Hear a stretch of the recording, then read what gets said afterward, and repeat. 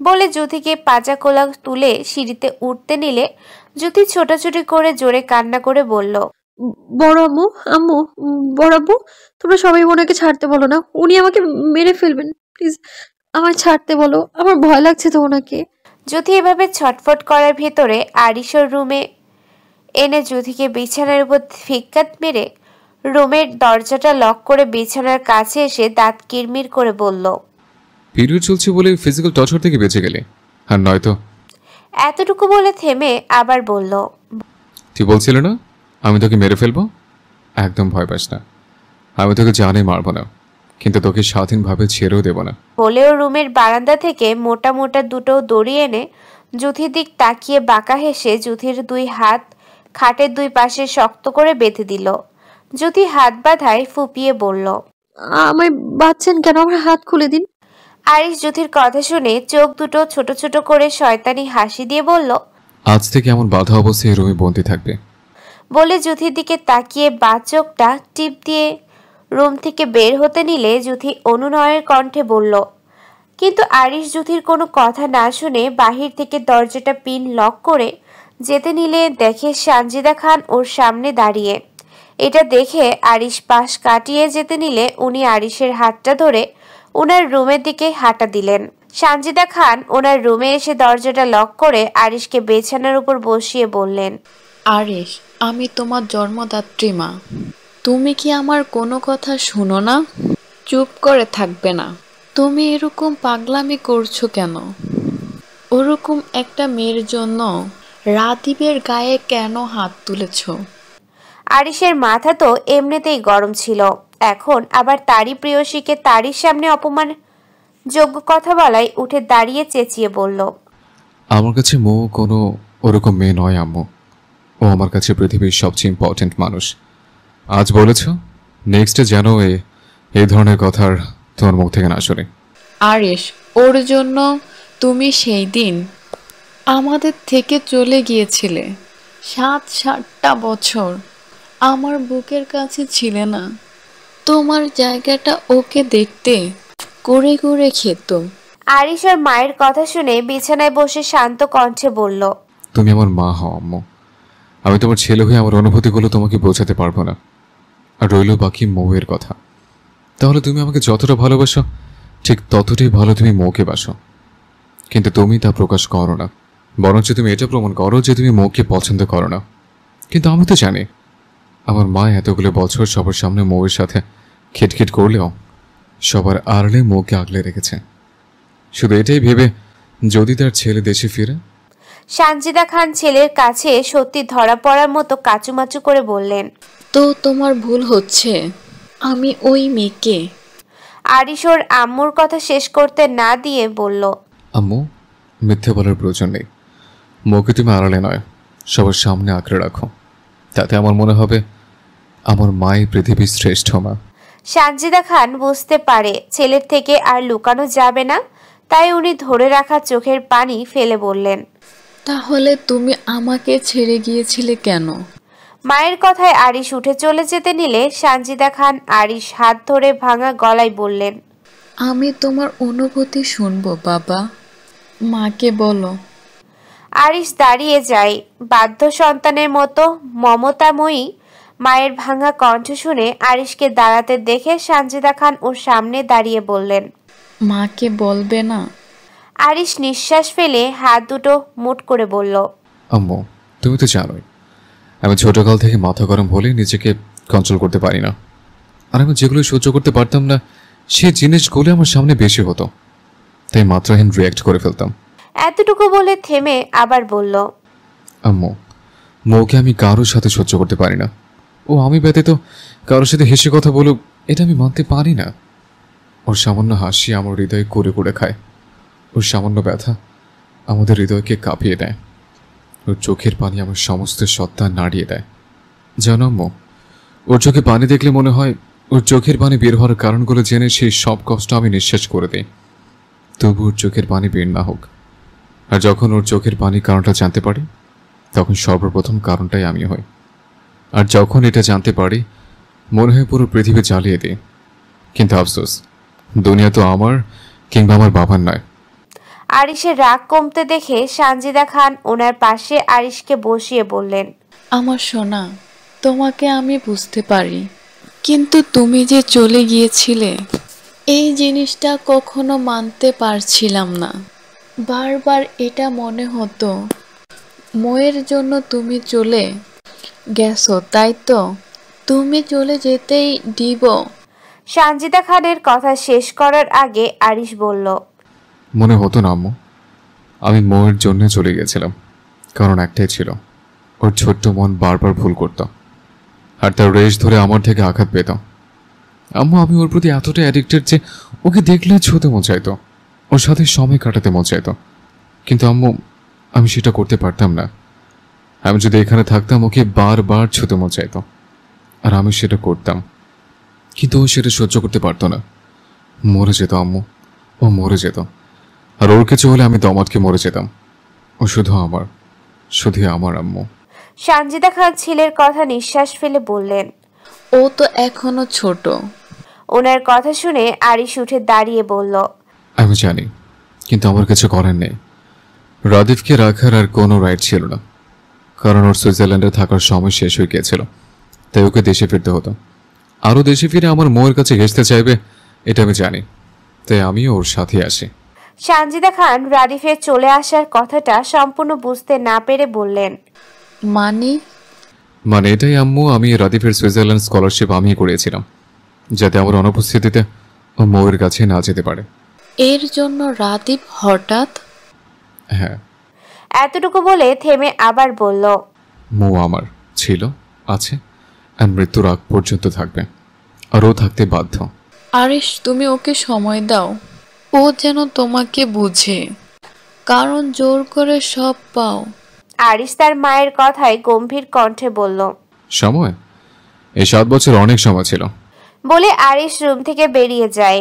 ব্যস্ত শহর, ঝানঝটময় পরিবেশ, একে একে গাড়ি আটকে আছে জ্যামের কারণে। আর থাকবে নাই বা কেন? আজকে নির্বাচনের মিছিল, কালকে নির্বাচন, এই নিয়ে পক্ষবাদীরা রাস্তা জুড়ে আছে। এক রাস্তা আমানের লোক, তো 2 রাস্তা আরিশের লোক সামনাসামনি দাঁড়িয়ে আছে। আরিশ ও আমান দুজনের চোখেই ক্ষমতা ক্ষমতা খেলার নেশা। দুজন যখন দুজনার দিক এক দৃষ্টিতে তাকিয়েছিল, তখন আরিশের ফোন আসে। মূলত আয়ান ফোনটা করেছে। আরিশ আয়ানকে ফোন করতে দেখে সাথে সাথেই ফোনটা রিসিভ করে কানে ধরে বলল, হ্যাঁ বল। বাজারের সভা? হ্যাঁ, কাল বাজারের রোডের সভাটা সকাল 10টায় শুরু হবে। সবই কমিশনারকে জানিয়ে দিস। আর শোন, এমনকে বলবি বুথ ম্যানেজমেন্টের তালিকা আজ রাতের ভিতর চাই। ঠিক আছে। তখন আরিশ মায়ের সাথে কথা বলে রুম থেকে বের হওয়ার কিছুক্ষণ পরেই আয়ন ফোন করে ইলেকশনের কথা বলায় আরিশ সাথে সাথে বেরিয়ে পড়েছিল। ও প্রথমে কেন্দ্রীয় সভায় যায়, সেখান থেকে মোট 12টা গাড়ি নিয়ে বেরিয়ে পড়ে। তখন মাঝ রাস্তায় আমানের সাথে দেখা। আরিশ আমানের দিক তাকিয়ে গুরু গম্ভীর কণ্ঠে বলল, সে ফাও ছোট করছিস, পরিশ্রম করে শুধু শুধু ছোটদের ঘাম ঝরাচ্ছিস। শোন, তোর বাবা এমপি ছিল বলে যে তুইও হবি সেটা কিন্তু না। আরিশ আমানের কথা শুনে বাঁকা হেসে বলল, বোকা তুই, অনেক বোকা। সেটা তো ইলেকশনই দেখা যাবে। অবশ্যই, কালকে আমার বিজয় লাভ হবার পর তোর সাথে মিট করব, নো সমস্যা। আরিশ, একদম চিৎকার করিস না, তোর সব কথা শুনবো, আর তোকে পেট ভরে খাওয়াবো এমপি হওয়ার আনন্দে। টাটা। বলে আরিশ এক মুহূর্ত না দাঁড়িয়ে গাড়িতে ওঠে, হাত ইশারা করে ওর লোকদের নিয়ে কাজে চলে যায়। এদিকে আমান আরিশের কথার ড্যাশ দেখে হাত দুটো মুঠো বদ্ধ করে বলল, আমি জানি তুই যখন নির্বাচনে একবার নাম দিয়েছিস তখন এমপি তুই হবি। সেটা আমি 1000 লক্ষবার চেষ্টা করার পরেও বিজয় হব না, কিন্তু তোকে একটু প্যারা দিলে ক্ষতি কি? আর তুই আমার ব্যবসা লাঠে তুলেছিস, এর শোধ তো আমি নিবই। বলে আমান ওর লোকদের নিয়ে গন্তব্যে চলে যায়। আরিশ তখন যুথিকে বিছানার সাথে বেঁধে রেখে চলে যাওয়ার পর যুথি একটু চেষ্টা করতেই ওর হাতের বাঁধন দুটো খুলে ফেলে। এতে বেশ অবাক হয়েছিল ও, কারণ ও ভাবেনি হাতের বাঁধন এত সহজে খুলে ফেলতে পারে। যুথি হাত ছাড়িয়ে উঠে দরজার কাছে আসে এখান থেকে চলে যাওয়ার জন্য, কিন্তু দরজা ভেতর থেকে খোলাই ছিল। সমস্যা ছিল দরজা যতই টানছে খুলছে না। অনেকক্ষণ এরকম চেষ্টা করার পর ও বুঝতে পারে আরিশ ইচ্ছে করে বাহির থেকে পিন লক সেট আপ করে গেছে, কারণ তার দরজার বাহিরে কোনো রকম তালা দেওয়ার সিস্টেম নেই, আছে পিন লক করার সিস্টেম, যেটা সে ছাড়া অন্য কেউ জানে না। যুথির নিজের প্রতি নিজের রাগ হলো। এখান থেকে বের হতে না পেরে কি করবে না করবে ভেবে পাচ্ছে না। যুথি কিছু ভেবে না পেয়ে বিছানায় এসে বসে, পা দুটো ছড়িয়ে। তার এখন আবারও ভীষণ কান্না পাচ্ছে। না জানি কতক্ষণ এভাবে রুম বন্দি হয়ে থাকতে হবে। একটা জীবন্ত মানুষ কি একলা ঘরে বন্দি হয়ে থাকতে পারে? যুথি মুখ ফুলিয়ে রুমের চারপাশটা দেখতে দেখতে হঠাৎ ওর চোখ পরে কাবার্ডের পাশে একটা কালো ট্রলির উপর। অতঃপর উঠে ট্রলিটা বিছানার কাছে এনে আসন করে বসে। ট্রলিটা খুলতে ওর চোখ দুটো ছোট ছোট হয়ে যায়, মুখটা হয়ে যায় হা, কারণ আরিশের রুমে আরিশের ট্রলি খুলে যে মেয়েদের পোশাক দেখতে পাবে সে ভাবিনি। যুথি কিছুটা কৌতূহল নিয়ে ড্রেসটা হাতে নিতে দেখে ওটার পাশে আরো একটা ড্রেস। পরপর এক জায়গা থেকে চারটা ড্রেস বের করার পর ওর চোখে পড়ে বাকি ট্রলিতে চকলেটে ভরপুর। এত চকলেট দেখে যুথির তো মাথায় হাত। যুথি পরপর দুটো ঢোক গিলে একটা চকলেট হাতে নিতে ওর চোখ যায় পাশে একটা মোটা রেপিং পেঁচানো বক্সের উপর। যুথি হাতের চকলেটটা বিছানায় রেখে পেঁচানো র্যাপিংটা হাতে নিয়ে সেটা খুলে দেখে অনেক বড় একটা চকলেট। যুথি চকলেটটা ঘুরিয়ে ফিরিয়ে দেখতে সেখানে নাম লেখা দেখে, cannot gate ক্যানাফ of it. Juthi নামটা পড়তেই মনে পড়ে এটা তো সেই দুবাইয়ের বিখ্যাত ভাইরাল চকলেট। যুথি চকলেটটা হাতে এপিট ওপিট করে ট্রলিটা থাকা চকলেটগুলোর দিকে তাকিয়ে বলল, লুচু বেটা, আমাকে রুমে বন্দি করেছেন তাই না? আজকে আমি আপনার এত টাকার চকলেট সব খেয়ে নিব। আর যদি সব একসাথে খেতে না পারি তাহলে জামার ভেতর লুকিয়ে সবগুলো চকলেট নিয়ে যাব, তখন বুঝবেন আমাকে রুম বন্দি করার মজা। যুথি একা একা এসব বকবক করে চকলেটটা খুলে খেতে শুরু করে। যুথি চকলেটেরও তিন ভাগের এক ভাগ খেতে ওর মুখ ফিরে আসে। এত kunafa, milk, pistachio cream, tahini, sugar মিলানো যে একটু খেতে ওর মুখ ফিরে আসে। যুথি চকলেটটা ট্রলির ভেতরে রেখে আরিশকে মনে মনে আরো কয়েকটা গালি দিয়ে দিল। সময়টা প্রায় ঘড়ির কাঁটায় সন্ধ্যা 7:56। তখন আরিশ ক্লান্ত শরীর নিয়ে মাত্র বাড়ি ফিরে বসার ঘরের সোফায় হেলান দিয়ে বসেছিল। এত দৌড়াদৌড়ি করে এখন তার হাত পা চিনচিন ব্যথা করছে। আরিশ হাত পা আড়ামোড়া দিতে লিমা খান ওর জন্য ঠান্ডা এক গ্লাস লেবুর শরবত এনে ওর সামনে দিতেও সেটা নিতে গেলে লিমা খানের দিক চোখ পড়তে চোখ নামিয়ে নেয়।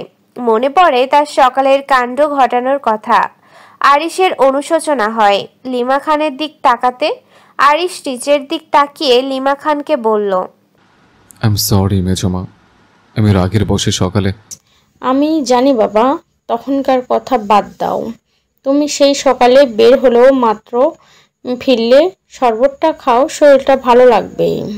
আরিশ লিমা খানের কথায় ওনার থেকে শরবতের গ্লাসটা নিয়ে এক নিঃশ্বাসে শেষ করে উঠে দাঁড়িয়ে ছোট করে একটা হাসি উপহার দিয়ে বলল, ধন্যবাদ মেজমা। বলে দফ দফ পা ফেলে ওর রুমের দিকে চলে আসে। আরিশ ওর রুমের দরজার সামনে এসে পিনটা বসিয়ে রুমে ঢুকতে দেখে ওর রুম আর রুম নেই। এটা এক সার্কাস রুম হয়ে গেছে। আরিশ রুমের করুণ অবস্থা দেখে বিছানার দিক তাকাতে দেখে তার মৌ তার টি শার্ট পাশাপাশি তার কালো একটা প্যান্ট পরে ঘুমিয়ে আছে। আরিশ এটা দেখে একটু কাছে এগোতে দেখে যুথির টি শার্টটা উঠে পেটের অনেকটা জায়গা উন্মুক্ত হয়ে আছে। হঠাৎ ওর চোখ পড়ে যুথির পেটের এক সাইডে কাটা অংশের উপর। আরিশ আস্তে পায়ে হেঁটে বিছানায় বসে যুথির পেটের দাগটার উপর হাত দিতে ওর মনে পড়ে এটা তারই দেয়া আঘাতের চিহ্ন, সেই 7 বছর আগে। এটা মনে পড়তে আরিশ চোখ দুটো বন্ধ করে নিয়ে দীর্ঘ এক নিঃশ্বাস ফেলে। একটু ঝুঁকে যুথির কাটা জায়গাটার উপর পরম যত্নে চুমু খায়। অতঃপর আরিশ যুথির মুখমণ্ডলে চুমুতে ভরিয়ে দেয়। আরিশ চুমু খেয়ে উঠতে নিলে আবারও ওর পাশে বসে যুথির ঠোঁটে হালকা চুমু খায়। অতঃপর ফ্রেশ হওয়ার জন্য জামা কাপড় নিয়ে ওয়াশরুমে চলে যায়। আরিশ ওয়াশরুমে ঢুকতে যুথি লাফ দিয়ে উঠে বসে ঘন ঘন নিঃশ্বাস ফেলতে শুরু করে। ও এতক্ষণ অনেক কষ্টে ঘুমের ভান ধরেছিল। আরিশের চুমুগুলো ওর শরীরের সমস্ত পশমগুলো দাঁড়িয়ে গিয়েছিল। কি মারাত্মক অবস্থা! যুথি নিজেকে স্বাভাবিক করে দরজার দিক তাকাতে দেখে দরজা ভেতর থেকে চাপানো। এটা দেখে যুথি বিছানা থেকে উঠে ট্রলি থেকে সব চকলেটগুলো ওর জামার মধ্যে পেঁচিয়ে 2 হাত দ্বারা আবদ্ধ করে আরিশের রুম থেকে গোদর। আরিশ ওয়াশরুম থেকে ফ্রেশ হয়ে শরীর মুছতে মুছতে বের হয়ে দেখে ওর পরিপাটি গোছানো বিছানা সম্পূর্ণ এলোমেলো করা। তার উপর ছড়িয়ে আছে 4টা ড্রেস। আরিশ মেঝেতে তাকাতে দেখে ট্রলির 4-5টা চকলেট ছড়িয়ে ছিটিয়ে আছে। ট্রলির থেকে চোখ সরিয়ে কভারের দিকে তাকাতে দেখে ওর গোছানো জামা কাপড় সব মেঝেতে গড়াগড়ি খাচ্ছে। আরিশ সম্পূর্ণ রুমটা দেখে স্তব্ধ হয়ে বিছানায় বসে পড়ে। আরিশ তো জানতো আজকে সে বাহিরে বের হলে তার ফিরতে লেট হতে পারে, তাই তো সে তার মুখকে শুধু বেঁধে রাখার ভয় দেখিয়েছিল। কারণ রুম থেকে বের হতে তার মুখ যে বাঁধন খোলার চেষ্টা করবে সেটা তো সে জানে, তাই তো সে জেনে বুঝে এমন করে বেঁধেছে যেন তার মৌ নিমিষেই বাঁধন খুলে ফেলতে পারে। কিন্তু সে এটা বুঝতে পারেনি তার হাফ ফুট হাতের বাঁধন খুলে তার রুমের 13টা বাজাবে। আরিশ সেটা ভেবে মুচকি হাসে। চকলেট তো নিয়েছে, তাও সব না। যদিও সম্পূর্ণ ট্রলিতে যা ছিল সব যুথির জন্যই ছিল। আরিশ আলাদা করে তার মৌয়ের জন্য নিয়ে এসেছিল, কিন্তু তার মৌ তার কাছে এসে দাবি করেনি যে তার জন্য সে কিছু এনেছে কিনা, কিন্তু তার মৌ কিছু জিজ্ঞেস করেনি, তাই তো আরিশের ও আগ বাড়িয়ে দেওয়া হয়নি।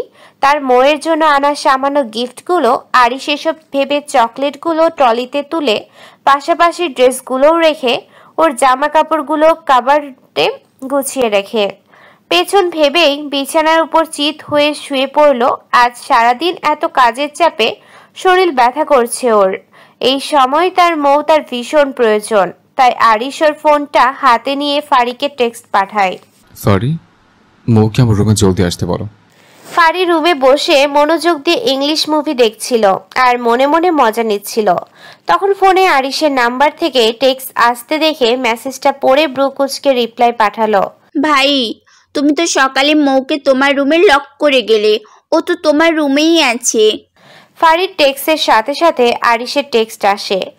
গাধা, মৌ আমার রুমে থাকলে কি তোকে পাঠাতে বলতাম? ফারি মেসেজটা পড়ে মুখ ফুলিয়ে মনে মনে বলল, বুঝলাম না, সবাই আমাকে গাধা বলে কেন? বলে যুথি রুমের দিকে পা বাড়ায়। যুথি রুমে এসে চকলেটগুলো লুকিয়ে রেখে ওর জামা কাপড় নিয়ে ওয়াশরুমে চলে যায় আরিশের পরা ড্রেসগুলো চেঞ্জ করার জন্য। যুথি ড্রেস চেঞ্জ করে বের হতে দেখে ফারি ওর দিকে ব্রুকুচকে তাকিয়ে আছে। এটা দেখে যুথি চুলগুলো হাত দিয়ে খোপা করতে করতে ওর কাছে এসে বলল, এভাবে তাকিয়ে আছিস কেন?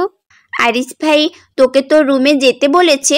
যুথি ফারির কথা শুনে ভেংচি কেটে বলল, আসছে ভাই ডাকছে, তুই যা, আমি কোথাও যাব না।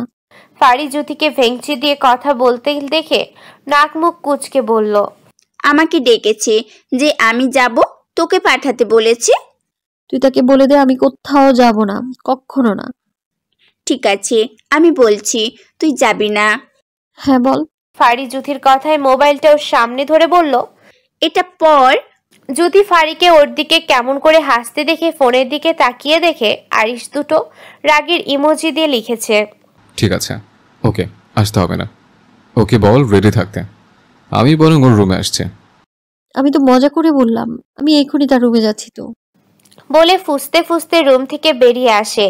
যুথি রুম থেকে বেরিয়ে যেতে ফারিও মুচকি হেসে রুম থেকে বের হওয়ার জন্য দরজা পর্যন্ত যেতে যুথির ফোন বেজে ওঠে। ফারি ফোন বাজতে দেখে ফোনের কাছে আস্তে আস্তে ফোনটা কেটে যায়।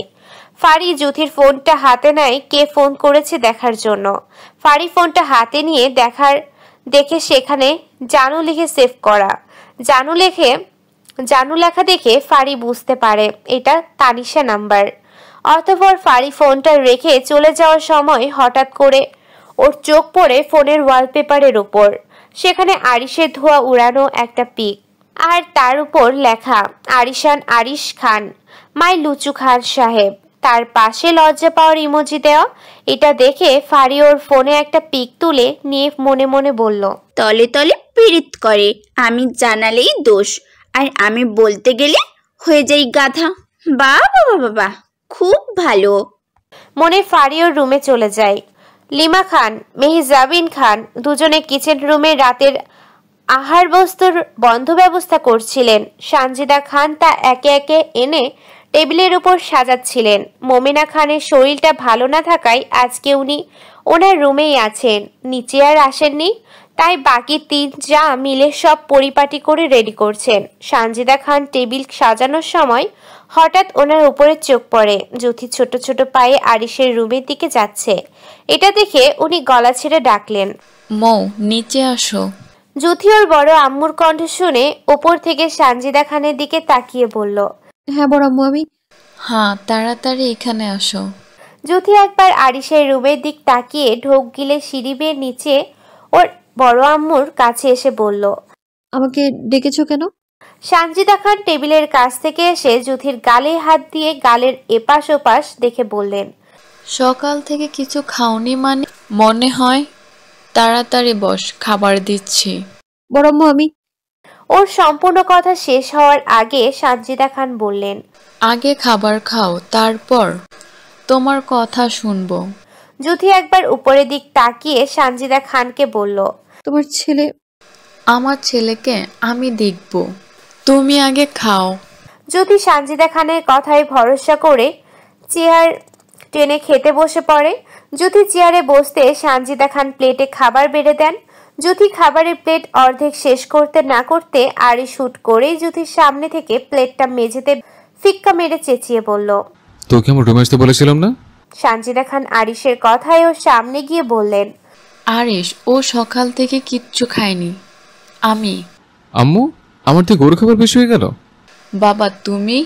জ্যোতি আরিশের হুঙ্কার শুনে হাতটা খুঁতে না খুঁতে আরিশ জ্যোতির হাতটা টান দিয়ে ওর কাছে এনে পাজা কোলে তুলে ওর রুমের দিকে হাঁটা দিল। আরিশকে সানজিদা খান জ্যোতিকে ওভাবে কোলে তুলে নিয়ে যেতে দেখে তপ্ত নিঃশ্বাস ফেলে মনে মনে বললেন, হে আল্লাহ, আমার ছেলেটার রাগটা একটু কমিয়ে দাও, আর নয়তো মেয়েটা মায়ের খেয়ে খেয়ে মরে যাবে। আরিশ জ্যোতিকে বিছানার উপর রেখে দরজাটা ভিতর থেকে লক করে ওর কাছে এসে তুই বাহু চেপে ধরে বলল, তোর পেটে কি হয়েছে? এত খাই খাই কেন? আমার সামনে একদম চুপ করে থাকবি না। জ্যোতি আরিশের হুঙ্কার শুনে ভয়ে আরিশকে জড়িয়ে ধরে কণ্ঠ নামিয়ে বলল, আমি তো খাই খাই করি না, বরং আমি তো আপনার রুমেই আসতে যাচ্ছিলাম। তখন বড় আম্মু। জ্যোতি আরিশকে জড়িয়ে ধরতে আরিশ জ্যোতির গলায় মুখ ডুবিয়ে জ্যোতির পায়ের ঘ্রাণ নিয়ে স্লো ভয়েসে বলল, চুপ। আরিশ জ্যোতির গায়ের সাথে এভাবে কিছুক্ষণ লেপ্টে থাকার পর ঘাটটা উঠিয়ে ঘুরিয়ে ফিরিয়ে বলল, আমার হাত পাটা ভীষণ ব্যথা করছে, একটু টিপে দে। জ্যোতি আরিশের কথা শুনে অবাক হয়ে বলল, আমি? তো তুই ছাড়া রুমে আর কেউ আছে নাকি? কিন্তু কথা পেঁচাবি না, হাত পা টিপে দে। বলে বিছানার সাথে হেলান দিয়ে চোখ দুটো বন্ধ করে নেয়। এটা দেখে জ্যোতি আরিশের দিকে তাকিয়ে দাঁত কিরমির করে মনে মনে বলল, শেষ পর্যন্ত লোকটা পা টিপার জন্য এভাবে চিৎকার চেঁচামেচি করে আমায় নিয়ে এলো, আমাকে খেতেও দিল না। খারাপ লোক একটা। বলে আরিশের পা দুটো জ্যোতির ছোট হাত দুটো তারা টিপে দিতে লাগলো। জ্যোতি আরিশের পা 10 মিনিট টিপতে না টিপতেও ভাবেই আস্তে করে আরিশের পায়ের উপর ঘুমিয়ে পড়ে। আরিশ পায়ের উপর তার মৌকে নেতিয়ে পড়তে দেখে চোখের ওপর থেকে হাতটা সরিয়ে বিছানার উপর উঠে বসে জ্যোতিকে বাচ্চাদের মতো কোলের মধ্যে আবদ্ধ করে নিয়ে নিঃশ্বাস ফেলে বলল, কপাল করে এখন বউ পাইছে, তোর জোর করে নিয়ে এলাম একটু সেবা করবে বলে, এখন উল্টে আমাকে সেবা করতে হবে। বেলা দুপুর 2:45। লোকজনের ভিড় উপচে পড়ছে। হাজার হাজার মানুষ বিজয়ের আনন্দে চিৎকার চেঁচামেচি করছে আর স্লোগান দিচ্ছে। আরিশ খান চেয়ারম্যান সাহেব নয়, এখন সে আমাদের এমপি সাহেব। সবার এত ভিড় জমেছে যে মানুষের হাঁটতে পর্যন্ত কষ্ট হচ্ছে। আমান সে আরিশের পাশে চোখ দুটো ছোট ছোট করে আরিশের দিকে তাকিয়ে আছে। সে জানতো এইসব নেতৃত্ব ক্ষমতা খেলায় যখন আরিশ খান হাত লাগিয়েছে তখন সে বিজয়ী হবেই। আর আজ 3654টা ভোট বেশি পেয়ে এমপি হয়েছে। এমন সময় আরিশকে পুলিশ কমিশনার শুভেচ্ছা জানিয়ে মঞ্চে কিছু বলার জন্য বলতে আরিশ মঞ্চে ধীরে ধীরে উঠে দাঁড়ায়।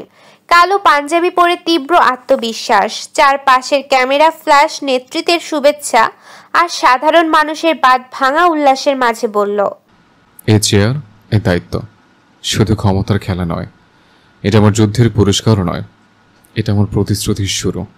যারা আমার বিরুদ্ধে দাঁড়িয়েছিল তাদেরকে আমি সঙ্গে নিয়ে এগোবো।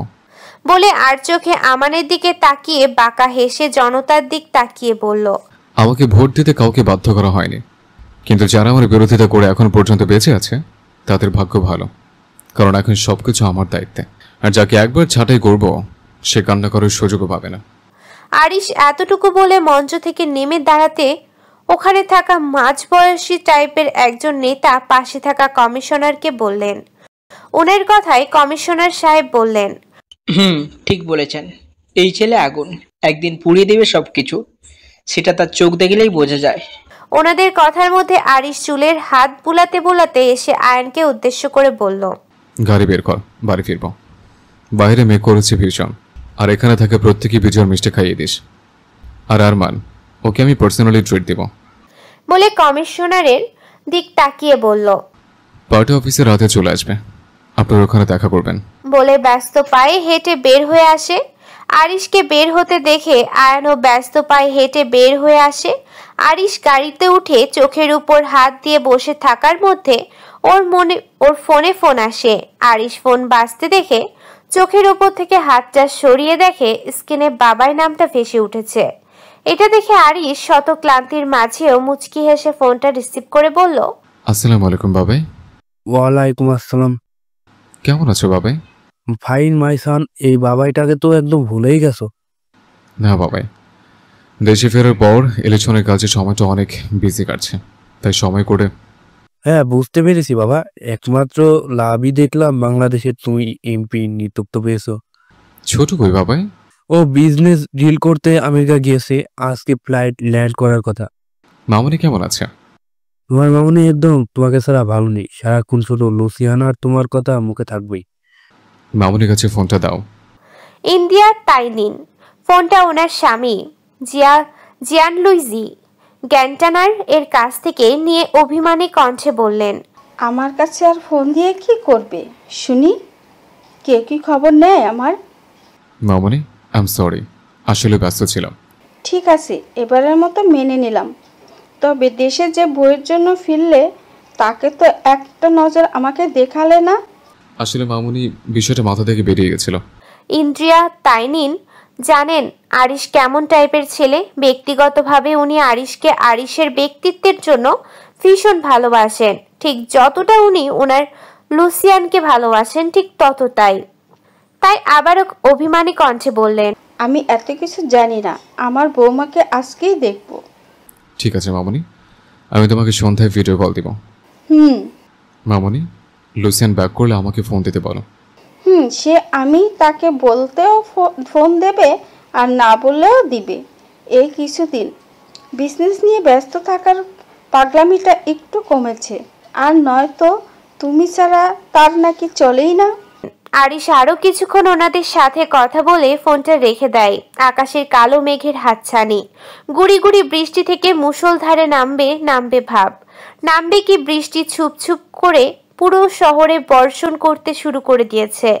খিচে বৃষ্টি নামতে দেখে খান বাড়ির মেয়েদের আর পাইকে রোদ, ইভা, ফাড়ি, জুথি, মণি সবগুলো একসাথে দৌড়ে ছাদে এসে মনের আনন্দে ঘুরঘুর করে ঘুরতে লাগলো আর বৃষ্টিকে উপভোগ করতে লাগলো। ফাড়ি তো গান গাইতে গাইতে নাচ শুরু করলো। মুষলধারা বৃষ্টির মধ্যে সবগুলো নাচছে, আর যার যে গান মনে পড়ছে সে সেটাই বলছে। পাশাপাশি ইতিমধ্যে খান বাড়িতে খবর পৌঁছে গেছে আরিশ ইলেকশনে বিজয় হয়েছে। এ নিয়ে বাড়ির কীর্তিদের আনন্দে মিষ্টি খাওয়ার জম চলছে। এমন সময় আরিশ আয়ন ভেজা শরীর নিয়ে খান বাড়িতে প্রবেশ করে। সানজিদা খান আরিশকে দেখে ওর কাছে গিয়ে বললেন, আম্মু, আমি ওনার নাম শুনতে চাই না। উনি ভীষণ খুশি হয়েছে। আরিশকে চুপ করে থাকতে দেখে উনি নিঃশ্বাস ফেলে বললেন, ভিজে আছো, জামা কাপড় পাল্টিয়ে আসো। মৌ কোথায়? ওরা সবাই ছাদে বৃষ্টিতে ভিজতে গেছে। আরিশ আর দাঁড়ালো না, ও ওভাবেই দ্রুত পায়ে উপরে উঠে ছাদের দিকে চলে আসে। যুথি ওড়নাটা শরীর থেকে খুলে একটা পাশে রেখে ফারিকে চোখ টিপ দিয়ে বারসরে গানটা গাওয়ার সাথে নাচতে শুরু করলো। যুথি বৃষ্টির ভিতর নাচতে নাচতে খেয়ালই করলো না আরিশর একদম কাছাকাছি এসে দাঁড়িয়ে খুব নিখুঁত দৃষ্টিতে ওকে পর্যবেক্ষণ করছে। আরিশ ছাদে আসতে বাকি সবাই চুপচাপ চলে আসে। শুধুমাত্র রোদ অশ্রু চোখে তাকিয়েছিল। যদিও তার মনে আজ আর কোনো সংশয় নেই, তবুও সে দুজনকে দেখে মনে মনে এটাই বলেছিল, মানুষ কেন বামন হয়ে চাঁদে হাত বাড়ায়? যদি তো আরিশের ছিল, আর সে এখনই ঠিক তেমনই আছে। শুধু মাঝখান থেকে আমি থার্ড পার্সন হয়ে তাদের জীবনে ব্যাঘাত ঘটাচ্ছিলাম। এটা ভেবে মুখ চেপে কান্না আটকে দফ দফ পা ফেলে ওর রুমে চলে আসে। গান শেষ হতে হাত দুটো দুই দিক সোজা করে ঘুরতে ঘুরতে আরিশ যুথিকে কোলে নিয়ে ওর মতো গোল গোল ঘুরতে ঘুরতে থেমে বলল, এইভাবে ওড়না ছাড়া বৃষ্টিতে ভিজে আমার চোখ দুটোতে নেশা ধরিয়ে দিয়েছিস, এখন এর দায়ভার কে নেবে? আরিশ যুথিকে আস্তে করে নিচে নামাতে যুথি ওর শরীরের দিক তাকিয়ে হাতটা বুকের উপর রাখে, কিন্তু আরিশের চোখ দুটো যুথির ঘাড়ের দিকে আটকে আছে। হীরার চেইনটার পাশাপাশি পানিগুলো যেন মুক্তোর মতো চিকচিক করছে। এটা দেখে আরিশ চোখ দুটো বন্ধ করে নেয়। তার ভীষণ নেগেটিভ ফিল হচ্ছে। কোনোভাবে নিজেকে সামলাতে না পেরে হুট করেই যুথিকে বুকের সাথে চেপে ধরে বলল, মো, তোকে আমার একেবারে নিজের করেছে। তুই হবি আমার হরমোন তোর হরমোনে মিক্সারিত করতে দিবি। বিশেষ কর জীবনের সবটুকু দিয়ে তোকে আগলে রাখবো। একটা মাছিকে আল্লাহর রহমতে তোর গাছে ঘিরতে দেব না, ইনশাল্লাহ।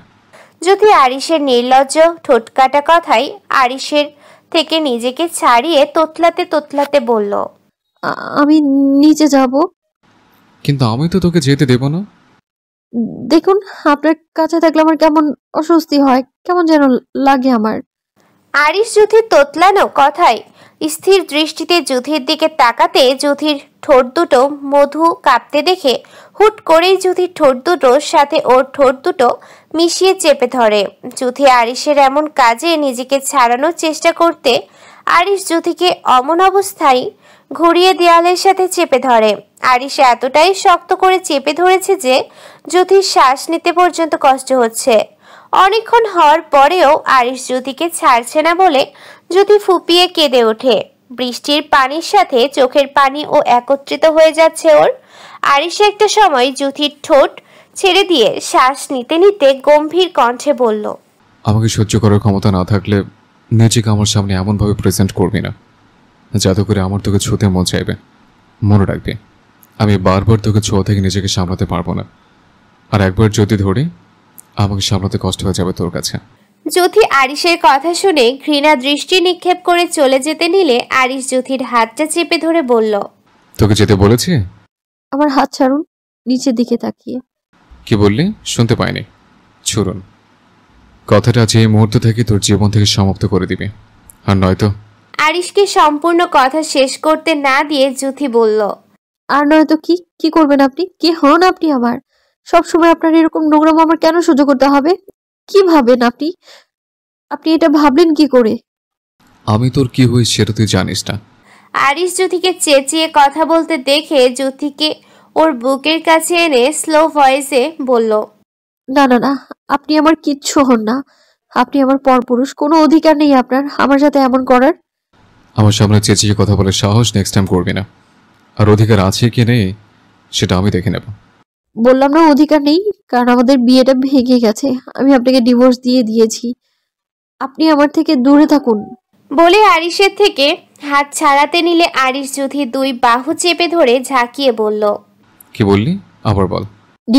যুথির সম্পূর্ণ কথা শেষ করার আগেই আরিশ যুথির বাহ গালে ঠাস করে থাপ্পড় দিয়ে বলল, তোর এত বড় সাহস আমার সামনে ডিভোর্সের উচ্চারণ করিস? একটা কাগজের সামান্য সইতে তুই আমার থেকে আলাদা কোনোদিন হতে পারবি না, আমি হতে দেব না। আরিশ সম্পূর্ণ কথা শেষ করার আগেই ওকে থামতে হয়, কারণ ও থাপ্পড়টা এতটাই তীব্র ছিল যে যুথি মাথা ঘুরে সেন্সলেস হয়ে আরিশের বুকে মাথাটা রেখে পড়ে যেতে নিলে আরিশ ওকে ধরে ফেলে। আরিশ এক হাতে ওকে বুকের সাথে আগলে রেখে অন্য হাত মুঠো বদ্ধ করে রাগে ফুঁসতে ফুঁসতে বলল, সব আমি আমার সামনে করতে হবে। ডিভোর্স, তাই না? ওকে, এর ব্যবস্থা আমি করছি, তারপর দেখবো তোর বাহানা কোথায় চায়। বলে ওকে পাজা কোলে তুলে ঝুমঝুম বৃষ্টির ভিতর দফ দফ পা ফেলে ছাদ থেকে নেমে ওর রুমের দিকে চলে আসে। রুমে এসে সানজিদা খানকে রুমে ডেকে জুথির ভেজা কাপড় চেঞ্জ করে দিতে বলে। সানজিদা খানের কোনো কথা না শুনে ওর জামা কাপড় নিয়ে ওয়াশরুমে চলে যায়। আরিশ চলে যেতে উনি জুথির দিক তাকাতে কিছুটা আঁচ করে নেন। অতঃপর তপ্ত নিঃশ্বাস ফেলে জুথির রুম থেকে ওর জামা কাপড় এনে ওকে চেক করার কিছুক্ষণ পরপরই আরিশকে তোয়ালে দিয়ে চুল মুছতে মুছতে বের হতে দেখে সানজিদা খান অসন্তুষ্ট কণ্ঠেই বললেন, হারালো কিভাবে? কি হলো, চুপ করে আছো কেন? আরিশ মায়ের কথায় জুথিকে কোলে নিয়ে বিছানায় শোয়াতে শোয়াতে বলল, অবাধ্য হয়েছিল তাই মেরেছে। তাই হলে তুমি অবুঝ মতো আঘাত করবে? আমার থেকে আলাদা হতে চাইলে থাপ্পড় কেন? ওকে গুলি করে মারতে আমার 1 মিনিট সময় লাগবে না। আরিশ। হ্যাঁ আম্মু, আমি যদি পৃথিবীর সবচেয়ে নিকৃষ্ট রূপ নিয়ে ওর সামনে আসে তাহলে ওকে সেভাবে আমাকে মানতে হবে। সানজিদা খান এ বিষয়ে আর কথা বাড়ালেন না, কারণ ছেলের স্বভাব তার জানা।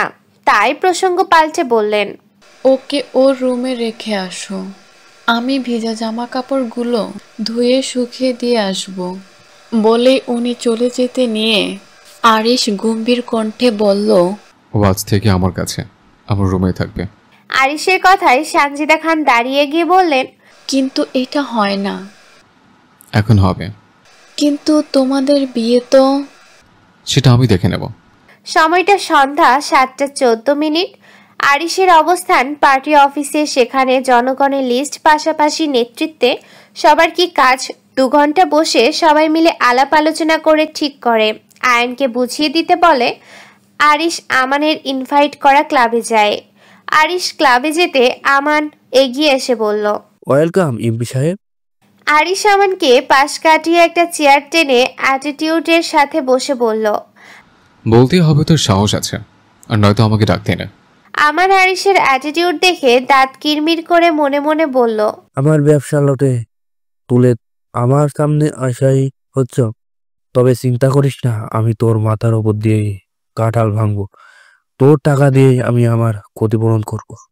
ওর এসব চিন্তা ভাবনা করার মধ্যে দুজন ওয়েটার আরিশের কাছে এসে ওয়াইনের গ্লাস দিতে আরিশ না করে দেয়। কিন্তু আরিশের বারণ করা সত্ত্বেও ওয়েটার দুজন ওকে জোর করতে আরিশ উঠে দাঁড়িয়ে পেছনে গুজে রাখা পিস্তল বের করে দুজনের বুক বরাবর ঠুস করে গুলি করে দিতে লোক দুজনের হাত থেকে গ্লাস মেঝেতে পড়ে খান খান হয়ে যায়। সাথে ওনারা আস্তে করে লুটিয়ে পড়ে, ছটফট করে নিঃশ্বাস ত্যাগ করে। আরিশ লোক দুজনের ছটফট কমতে হাঁটু ভাঁজ করে বসে লোক দুটোর রক্ত হাতে লাগিয়ে উঠে দাঁড়িয়ে বাঁকা হেসে বলল, কোনো জিনিস দুবার বলা আমার পছন্দ না, একবার বলেছি শোনেনি, তাই পৃথিবীর মায়া ত্যাগ করতে হলো। বলে আমানের কাছে এসে ওর কাঁধে চাপড় দিয়ে বলল, তোকে একবার সুযোগ দিয়েছে, দুবার দেব না, তাই কাঁঠাল ভাঙতে চাস না, নয় কান্না করার সুযোগটুকুও পাবি না। বলে ক্লাব থেকে চলে আসে। জ্যোতি ফারির রুমে বসে গল্প করছিল এটা ওটা নিয়ে, কিন্তু ফারির কথা শেষ ফুরিয়ে ফিরিয়ে একই কথা। আসর নাগাদ জ্যোতি আরিশের সাথে তার রুম থেকে বের হলো কেন? তারা কি এক রুমেই ছিল? জ্যোতি ফারির কথায় বিরক্ত হয়ে বলল, তুই একটা তানিশা, একটা তোদের কাছে থাকলে আমার পেটে কয়টা নাড়ি ভুঁড়ি আছে তো তা তোদের জানাতেই হবে, আর যতক্ষণ পর্যন্ত না জানবি না শুনবি তোদের শান্তি নেই। তুই বলবি কিনা বল বুড়ো কুচকে। কি বলবো? দেখ, একদম নাটক করবি না। কি নাটক করলাম? বিরক্তি নিয়ে বলে। ফারি জ্যোতির বিরক্তি মাখা মুখ দেখে রাগি ফেস করে ফুসতে ফুসতে বলল, তোর মুখের কথা আর ঘাটের পানি এক। মানে? একদম মানে করবি না কিন্তু। যদি ফারিকে রেগে যেতে দেখে মুখটা ছোট করে জড়িয়ে ধরে বলল, এমন কেন করছিস? ছাড় আমাকে। জ্যোতিকে ওর থেকে সরিয়ে। জ্যোতি ফারির কথায় কষ্ট পেয়ে মুখ বার করে বিছানায় বসতে ফারি ওর দিক তাকিয়ে ওর ফোনটা ওপেন করে সেদিনের তোলা জ্যোতির ওয়ালপেপার এর ছবিটা দেখিয়ে বলল, তুই যখন ভাইকে ঘৃণাই করিস তাহলে তার ছবিটা তোর ওয়ালপেপারে কি করছে শুনি? হুম। জ্যোতি ফারির ফোনে পিকটা দেখে মাথা নিচে করে বলল, তুই? হ্যাঁ, সেদিন তোর রুম থেকে আসার সময় তানু ফোন করতে ফোনটা ধরাই দেখেছিলাম। পরে জিজ্ঞেস করলে তুই যাতে অস্বীকার করতে নাই পারিস, তাই ছবি তুলে রেখেছিলাম। ফারির কথায় জুথিকে চুপ থাকতে দেখে ফারি ওর কাছে এগিয়ে এসে ওর পাশে বসে গালে হাত দিয়ে বলল, তুই আমার থেকে লুকাতে শিখেছিস মো? বলবি না তোর ফারুকে?